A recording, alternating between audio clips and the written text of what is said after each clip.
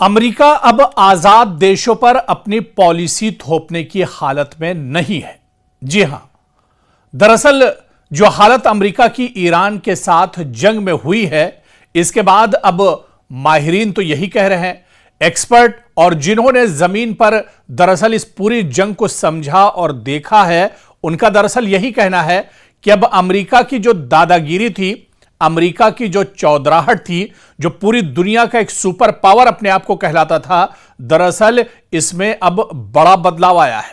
अब अमेरिका आजाद जो देश हैं उन पर अपनी पॉलिसी थोपने की हालत में नहीं है। पहले जहां पर जो चाहता था अमेरिका दरअसल उस पर एक तरह से थोप देता था, मुसल्लत कर देता था। कभी टैरिफ लगा दिया, कभी किसी मुल्क पर धावा बोल दिया, कहीं पर कोई नया कानून लागू कर दिया। लेकिन अब अमेरिका दरअसल ईरान के साथ इस जंग में अमेरिका की जो चौधराहट थी, उसकी जो दादागिरी थी, उसकी दरअसल पोल खोल दी है ईरान ने। और इसी वजह से अब माहिरीन ये कह रहे हैं कि अब अमेरिका आजाद देशों पर अपनी पॉलिसी थोपने की हालत में नहीं है। दरअसल अमेरिका भी इस पोजीशन में नहीं रहा कि आजाद ममालिक पर अपनी पॉलिसियां मुसल्लत कर सके।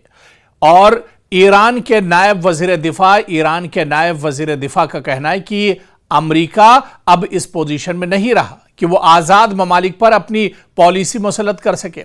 उन्होंने दावा किया कि यह हकीकत ईरानी अवाम और मुसल्लह अफवाज की साबित कदमी के जरिए दुनिया के सामने आ चुकी है। ईरान के सरकारी मीडिया प्रेस टीवी के मुताबिक ब्रिगेडियर जनरल रजा तलाईनेक ने किर्गिस्तान के दारुल हुकूमत बिश्केक पहुंचने पर उन्होंने दरअसल बैनुल अक़वामी सतह पर ईरान की मुसल्लह अफवाज और ईरानी अवाम की मिसाली मज़ाहमत की अहमियत पर जोर दिया। उन्होंने कहा कि अमेरिका अब इस पोजीशन में नहीं है कि आजाद ममालिक पर अपनी पॉलिसियां मुसल्लत कर सके, यानी थोप सके।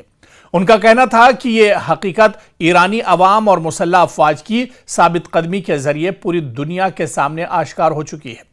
अमेरिका बिलाखिर यह तस्लीम करेगा कि उसे अपने गैर कानूनी और गैर माकूल मुतालबात तर्क करने होंगे।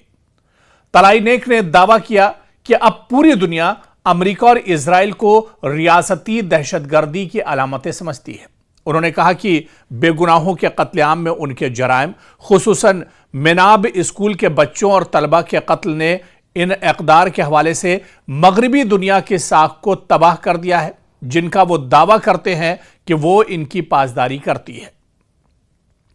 इस मौके पर ईरानी नायब वजीर दिफा रजा तलाईनेक ने मजीद कहा कि ईरान अपने दिफाई हथियारों की आजाद ममालिक और बिलखुसूस शंघाई ताउन तंजीम यानी SCO के अरकान के साथ शेयर करने के लिए तैयार है।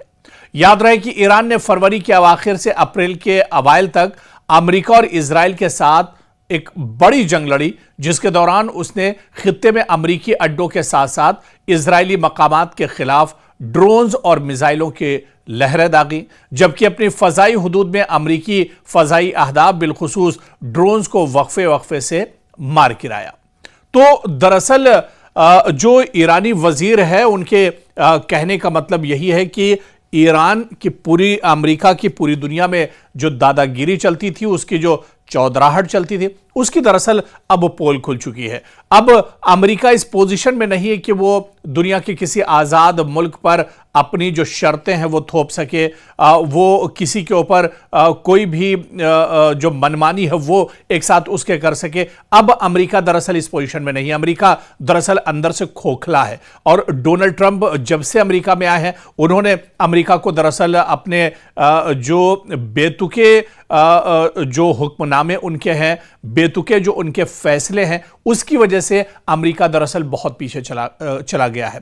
और फिर यह जंग जो ईरान के साथ अमेरिका ने लड़ी, इस जंग में ईरान और अमेरिका के दरमियान दरअसल इस तरह के हालात नहीं थे। यह जंग तो अमेरिका ने दरअसल इजराइल के लिए लड़ी है, बिन्यामिन नेतन्याहू के लिए लड़ी है। और ऐसे में एक बहुत बड़ा माली नुकसान दरअसल अमेरिका को उठाना पड़ा है। और दुनिया ने इन 40 दिनों के अंदर दुनिया ने अमेरिका की जो सच्चाई है, ढोल के अंदर जो पोल है, वो एक तरह से दुनिया ने देख लिया है। और इसी वजह से ईरानी वजीर ने यह दावा किया कि आज के मौजूदा वक्त में अब अमेरिका इस पोजीशन में नहीं है कि किसी के ऊपर वो अपनी शराइत एक तरह से थोप सके। यानी आज का अमेरिका दरअसल एक पिछड़ा हुआ अमेरिका है, एक कमजोर अमेरिका है, और वो सुपर पावर वाला अमेरिका नहीं है जो दुनिया में जहां चाहता था अपनी धमक एक तरह से आजमा सकता था। लेकिन आज का अमेरिका दरअसल एक टूटा हुआ, एक कमजोर अमेरिका है।